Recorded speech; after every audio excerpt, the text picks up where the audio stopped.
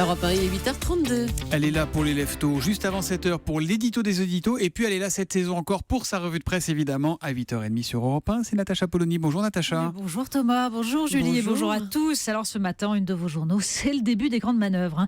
Le Figaro, Juppé, Sarkozy, la bataille de la primaire est lancée. L'Opinion, comment les primaires chamboulent la vie politique. Libération, la droite, ça fait pas rêver.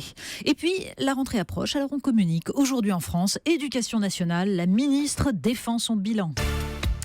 La primaire à droite. Alors on savait qu'on n'y échapperait pas, mais ça démarre quand même fort, brutalement. Bon, 2 sondages d'un coup, Libération et le Figaro. Et même 3 sondages en fait pour le Figaro parce qu'ils ont testé une primaire à participation forte, moyenne ou faible. Bon, sans surprise, plus la participation est forte, plus ça profite à Alain Juppé, on le savait. Dans Libération, c'est plus intéressant. Alors d'abord, on s'aperçoit que derrière le scepticisme de tous les Français, les sympathisants de droite, eux, attendent leurs candidats sur les questions économiques, même si la laïcité reste la valeur la plus plébiscitée en France.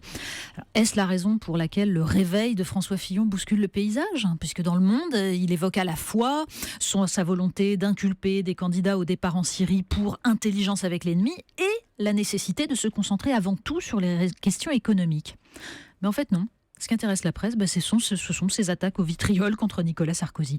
Il est bien parti le débat. Il y a un débat qui n'en finit pas, c'est celui sur le burkini également. Alors honnêtement, on n'en peut vraiment plus, mais il y a tout de même 2 textes intéressants à lire ce matin parce qu'ils posent le problème de façon un peu plus intelligente.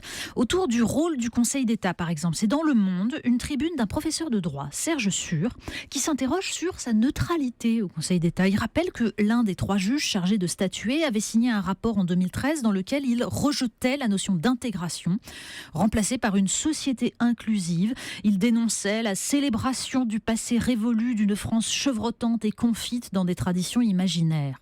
Alors Serge Sur se pose la question, la laïcité est-elle au nombre de ces traditions imaginaires ? Au Coran et à son affirmation de l'infériorité des femmes, on peut préférer la Constitution de 1946 et l'égalité des sexes. Un passé révolu, demande-t-il ? Et dans le Figaro, c'est le texte de la philosophe Bérénice Levet qui explique le rapport très particulier de la France aux signes d'appartenance communautaire. Pourquoi exigeons-nous leur invisibilité, se demande-t-elle ? Parce que l'individu doit être libéré de lui-même, de l'étroitesse de son moi, afin d'être libre pour quelque chose de plus vaste que lui, à savoir la nation. La neutralisation des particularités a pour contrepartie la participation à une histoire, à une mémoire collective. Alors c'est cette spécificité des mœurs françaises qui disparaît au profit d'une conception anglo-saxonne des communautés. Voilà donc pour ce sujet qui passionne les politiques et les journalistes. Les Français, eux, ont d'autres sujets de préoccupation. Exactement. Et des sujets cruciaux, notamment le recul des services publics. Aujourd'hui en France, nous raconte comment la rationalisation des services de santé oblige les habitants de Brioude, dans le Cantal, à désormais se faire soigner à l'hôpital du Puy-en-Velay, à l'autre bout du département de la Haute-Loire, plutôt que celui de Clermont-Ferrand, beaucoup plus accessible par l'autoroute A75, mais situé dans le Puy-de-Dôme. Ça s'appelle les parcours de soins et les GHT, groupements hospitaliers de territoire. Et c'est une question d'économie, évidemment. Comme quoi, ça vaut un peu le coup de s'intéresser à l'économie. Vous nous emmenez faire une petite promenade en ville. Oui, les urbains, eux, ils ont plus de chance, ils peuvent déambuler librement. Mais en fait, la liberté de circulation, nous dit le magazine Styliste, c'est une illusion. Tous nos déplacements sont le fruit d'une suggestion pensée par des urbanistes et des marchands. Exactement comme à l'aéroport où on vous guide avant votre départ dans de belles galeries lumineuses remplies de boutiques, tandis qu'à la sortie, vous passez par une porte vitrée sans âme. L'aéroport vous recrache sans ménagement car vous n'êtes plus une cible potentielle. Alors à contrario, il y a un centre commercial du Royaume-Uni qui travaille à éviter les populations indésirables. Par exemple, les groupes d'adolescents dont une lumière rose fait ressortir les boutons histoire de les renvoyer chez eux avec leur complexe. Si, je vous jure. Et que penser de la réfection de la place de la République ? Qui en fait un espace dédié au rassemblement, une façon d'éviter le désordre par des manifestations localisées. Le contrôle, c'est beaucoup plus efficace avec l'illusion de la liberté.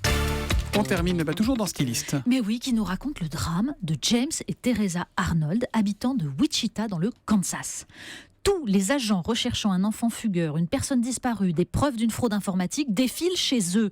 En fait, la société MaxMind, qui aide à localiser les ordinateurs par l'adresse IP, quand elle ne parvient pas à trouver un appareil, renvoie automatiquement l'usager au point central des États-Unis, la maison des Arnold. Oh Mais si, ça marche à peu près aussi bien que, vous savez, certains commentateurs politiques, pour détecter les débats de fond, ils renvoient automatiquement vers les petites phrases. On n'y peut rien. Pas des petites phrases. Il n'en manque pas. La revue de presse de Natacha Polony tous les matins, 8h30 sur Europe 1. À demain, Natacha. Demain.